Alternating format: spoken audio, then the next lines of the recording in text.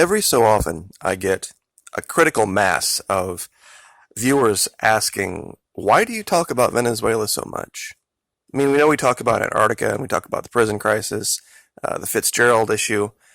I try to stick with things that I know, things that I have some specific credibility in speaking about. Venezuela primarily because I was Spanish linguist, Army intelligence, and other issues in the news, I know what you know.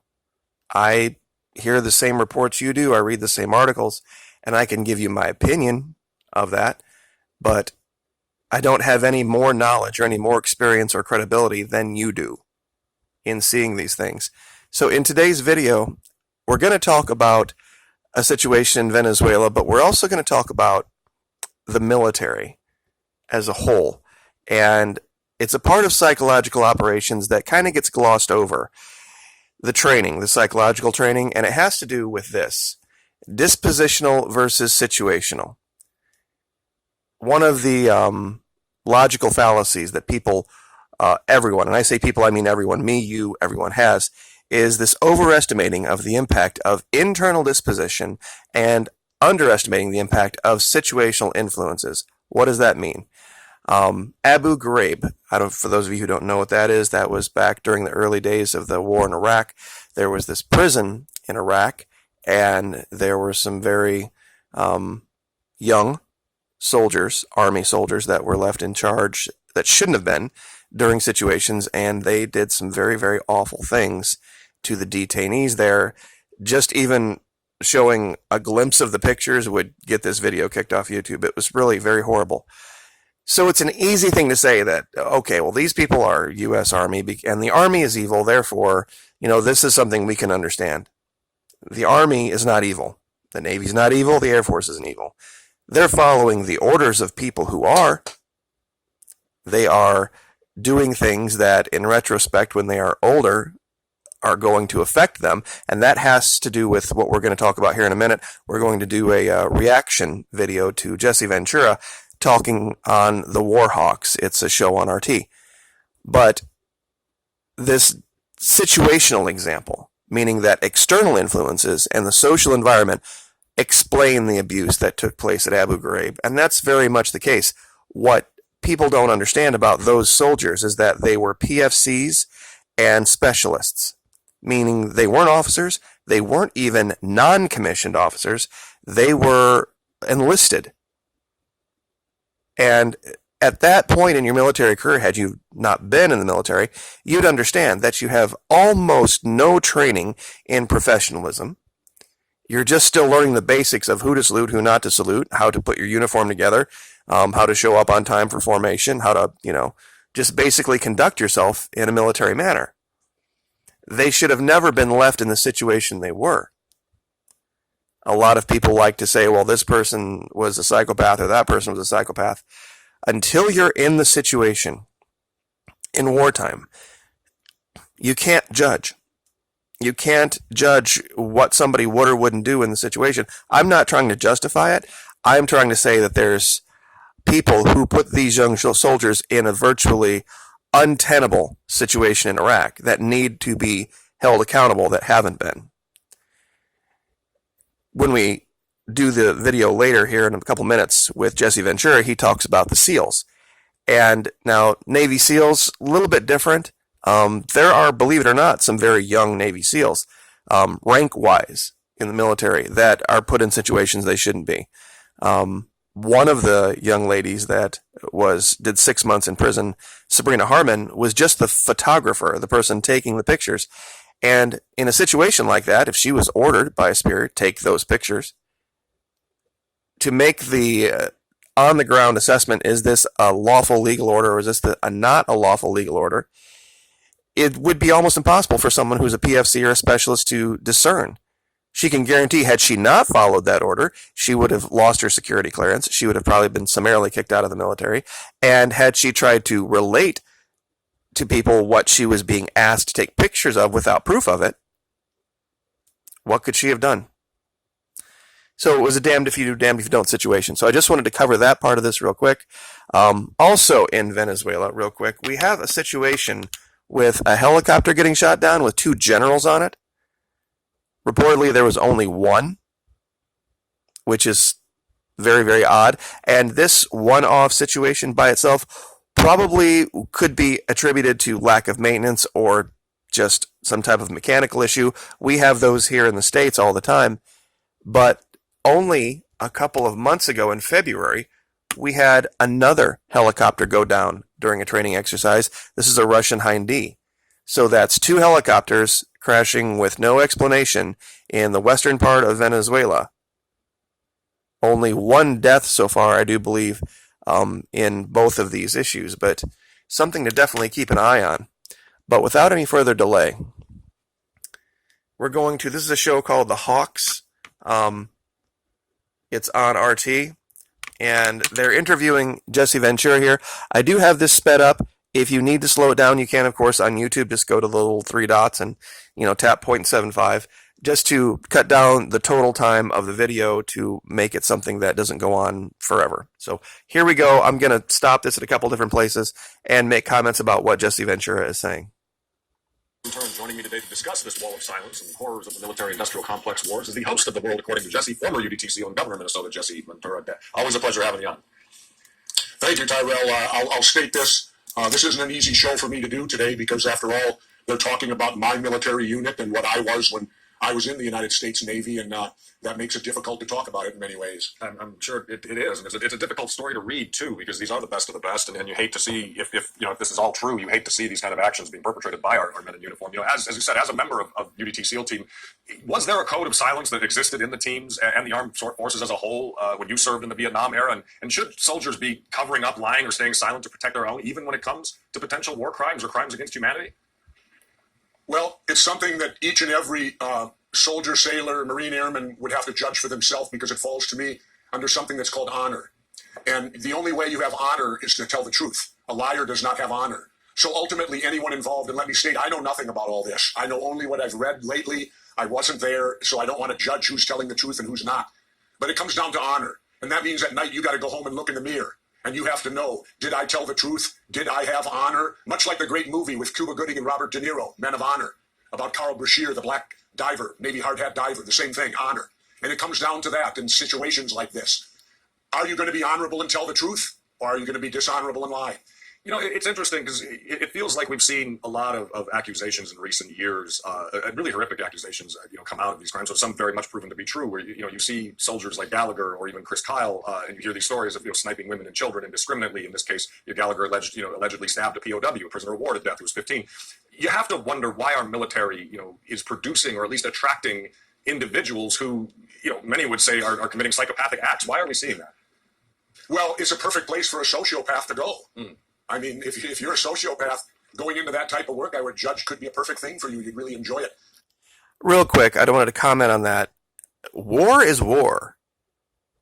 Okay, and the fact that our soldiers were put into a situation where they weren't facing another army, they were facing civilians that were fighting a guerrilla war, would just set itself up for this.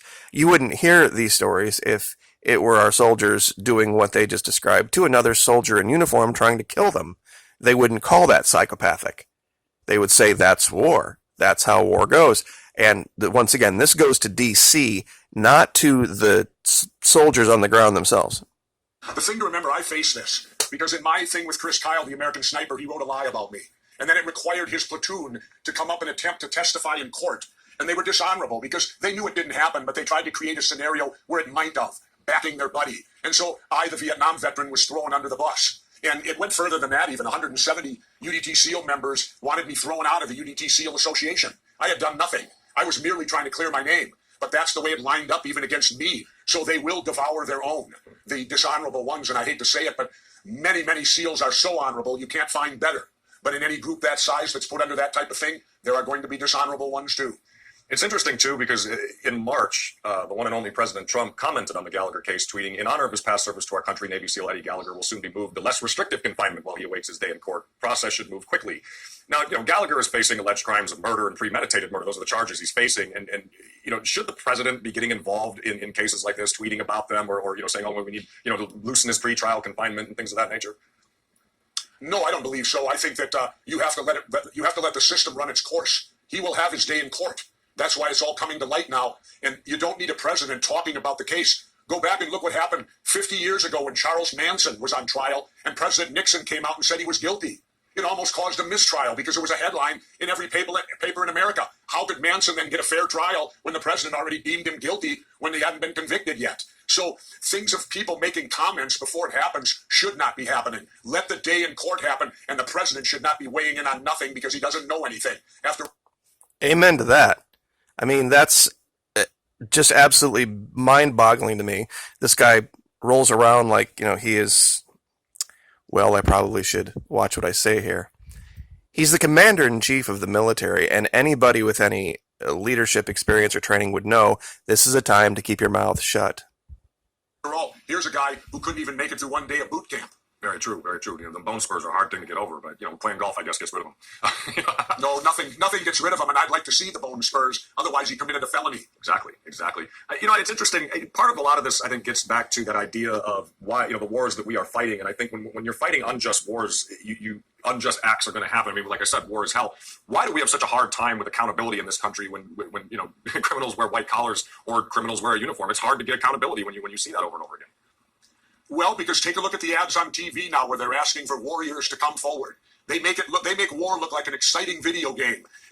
Okay, and I just got to stop here. This is where I kind of disagree with these guys, because you cannot put these soldiers in the situations you're putting them in and expect them to be able to discern enemy from friend, from ally, from innocent. You just can't do it. Anytime that you put somebody into a civilian situation, which is why we're going to lose in Venezuela big. Because if you think what the bombers in Iraq did was bad, wait till you see what goes on in Venezuela if we decide to put boots on the ground in there, installing this random guy named Juan. But you can't just lay this on the soldiers. You can't lay this on the guys on the ground. When you put somebody in an impossible situation, which is why I started with Abu Ghraib, it was an impossible situation to put somebody in. People don't remember what the mentality of the country was like at that time after 9/11, how everybody was just in this big ball of hate and needed to lash out. And when we threw troops into Iraq and Afghanistan, anything and everything we could do to inflict pain on them was good, was fine, was wonderful, was fantastic. And these were kids. These were young 19 and 20-year-old kids that made some very, very poor decisions with very little supervision.